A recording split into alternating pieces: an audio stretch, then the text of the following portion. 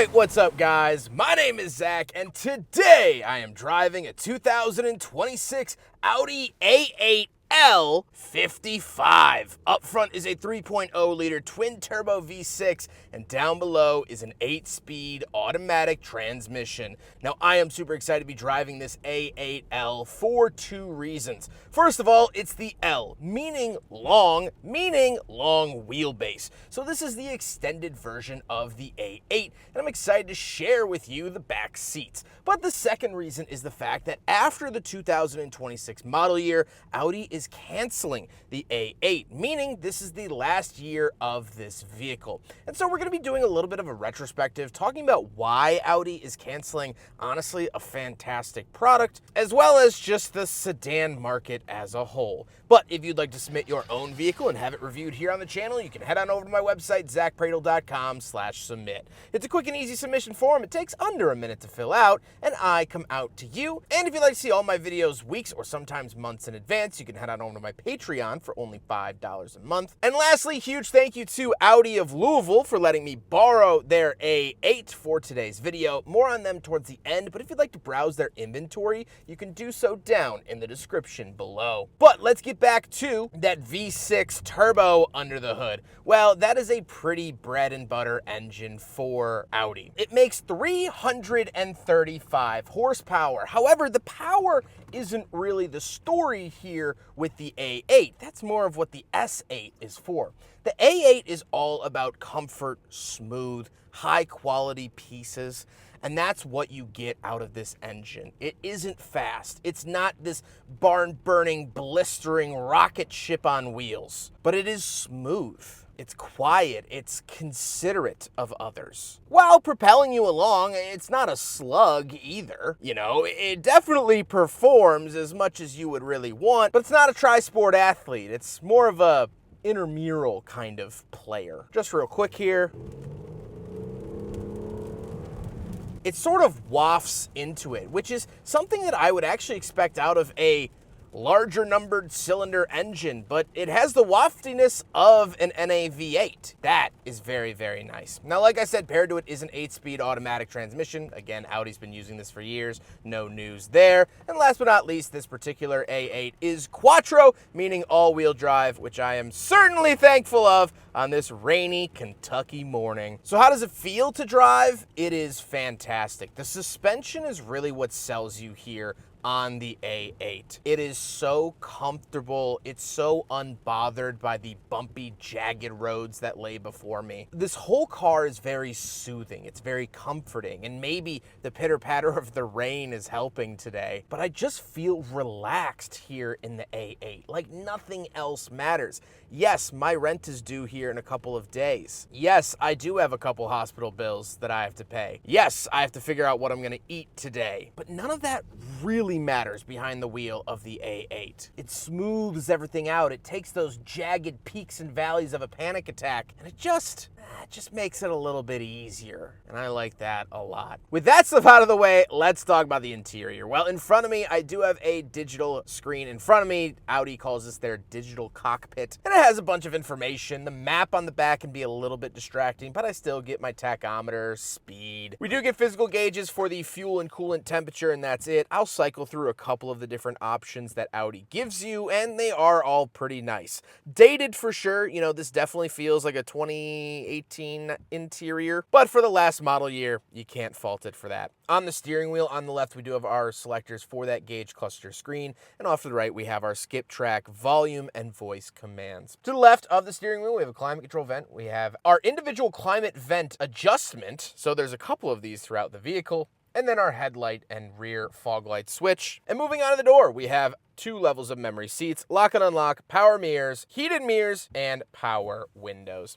Moving into the center, we get 2 more climate control vents. They get their own controls on the dash. You'll see that to the left and right of the infotainment screen. And then we have the infotainment screen. Again, like the gauge cluster screen, this is slightly outdated for 2026. Again, feels very on brand with what Audi was doing about 10 years ago. But the operating system still functions properly here. It's still easy enough to navigate, and it works fine. Am I blown away by this? No, but it works. And we do, in fact, have a 360 camera, as well as we could do a 3D camera if you want to get a sweet look at the outside of your A8 while maneuvering into a parking spot. Down below that, we have another screen. This is for our climate controls. Dual zone climate, heated seats, heated steering wheel, ventilated seats, auto, fan speed for either side of the vehicle. So if your passenger wants hot on full blast and you want cold on minimal blast, you can do that. Not a lot of cars have dual fan speed when they have dual zone climate. So very, very nice feature there.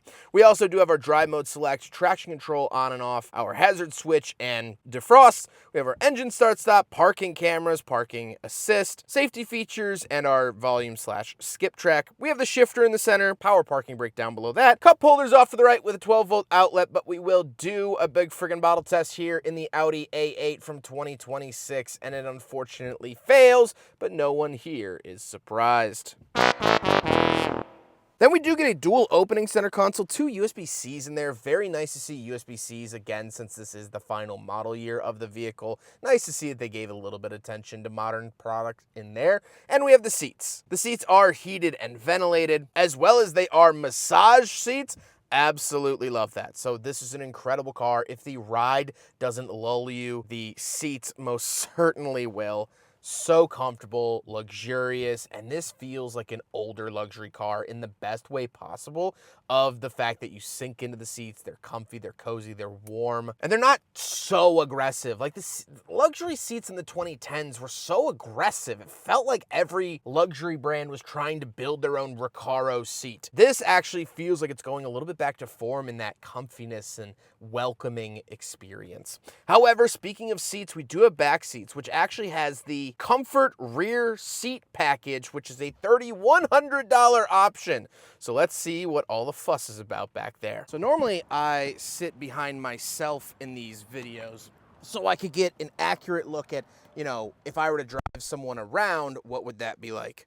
I'm not going to do that here today, because this is really the seat you want to be in. First of all, without moving the seat up too far, I actually have so much space, and I can recline my own seat. As you can see, I'm moving. This is comfy.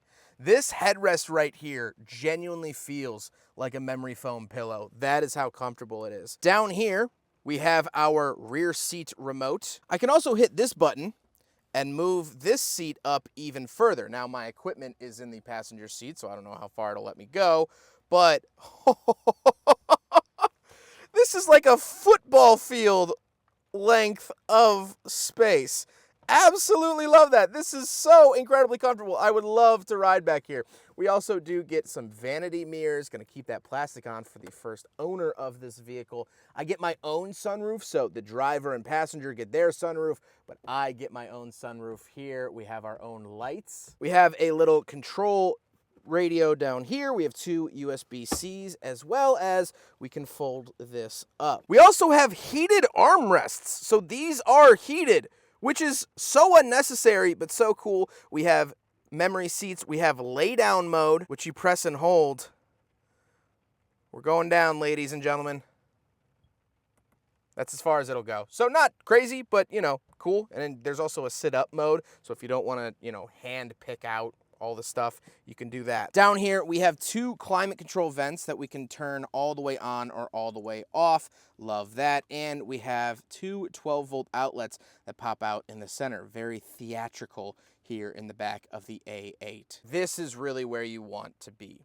It's comfortable, it's smooth, that driving feel is phenomenal. But back here, look at all of the space that I have. This is absolutely incredible. So as much as I love driving the A8, I might rather ride in the back, because this is a private jet on wheels. Very cool. Let's hop into the back. We'll take a quick look at the trunk and cargo space, and then we'll talk about the looks. All right, coming around the back of the A8. Power-operated trunk. Absolutely love when luxury cars do that. Once we are back here, tons of space. Even with that rear seat package, I can recline the seats all the way back and get comfy. I still get the trunk space. I don't have to sacrifice that for my comfort. Coming under here, we do have a spare tire Very, very nice to see that. Again, not always found on modern cars. And we can come up here. It is a power trunk right back closed. Love that. Smooth, simple, very luxurious. Now we gotta talk about the looks, and I do really like the look of the A8. I do think it does look aged, but again, the rest of this car is going to feel aged because it's the final model year. It's like when people say, oh, you look so grown up your senior year as opposed to freshman year. Yeah, freshman year, I was barely out of junior high. Oh, my looks changed over the 4 most formidable years of my life? Interesting. That's how I feel about this. People say, oh, it looks old, and yeah, it kind of does, but like, that's kind of the thing about this. It's the last year of it. I like the look of it. It fits in with older traffic, so there's that. With all of that being said, let's get on to my final thoughts. What do I think driving the Audi A8 for possibly the last time? Well, I have to say that at the end of this year, when this car goes out of production, we are losing something special. The A8 is fantastic. It rides so smooth. It's comfortable. It's quiet. It just genuinely feels like a hug. It feels like an automotive German hug. And maybe the Germans aren't known for their lovey-doveyness. That doesn't mean they don't have love in their hearts. And you feel that here. It has that warm embrace. So why? Why on God's green earth would Audi cancel a wonderful product like this?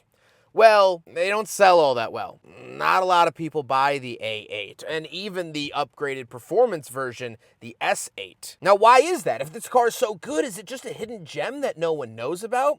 No. A lot of people know about the A8. It's not some secret hidden treasure on the back of a map. The reason people don't buy A8s is because of the price tag and what it competes against. This car that I'm in right now has a $107,000 price tag. Before the add-on bonuses, we're looking at about $95,000. This is a pretty penny for an automobile. Now, that's not the direct reason why people don't buy them, because there are expensive cars that people buy all the time. But you have to compare this to what other products Audi is putting out, mainly the Q7 and the Q8. The Q8 is going to be around the same price tag, and the Q7 is going to be a little bit cheaper. And they offer a similar luxury experience. And visually, I'm not saying this is true, but visually, it looks like you get more for your money when you buy an SUV because they tend to be physically larger vehicles. And your brain does some type of calculation that says, if I'm paying the same dollar amount and the car is bigger, I'm getting a better deal. As if you buy a car in terms of its weight of steel, rubber, and glass. So if I walked into an Audi dealer with $107,000 in my pocket, would I pick the A8? Yeah, probably. But would other people?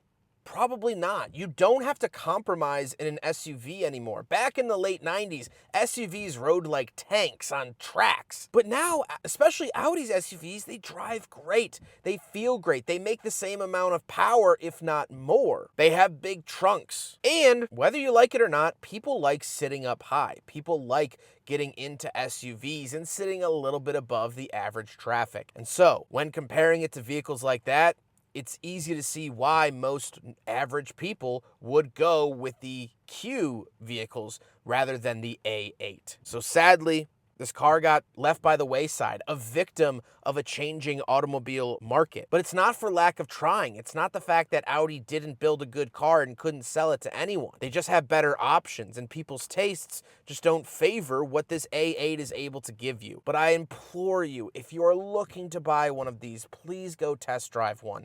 It is really, truly a sublime driving experience. I hope you guys enjoyed the video. Huge thank you to Audi of Louisville for letting me borrow their A8 and properly say goodbye. They are absolutely wonderful. The staff was so friendly on this rainy morning. Everyone greeted me with a smile. They left a little sign in my cars saying, "Welcome shooting cars." It was very, very thoughtful of them and just such an easy experience. So if you're looking for a new Audi, please check out Audi of Louisville. But I hope you guys enjoyed the video. Don't forget to rate the video, comment on the video, and subscribe if you really liked it.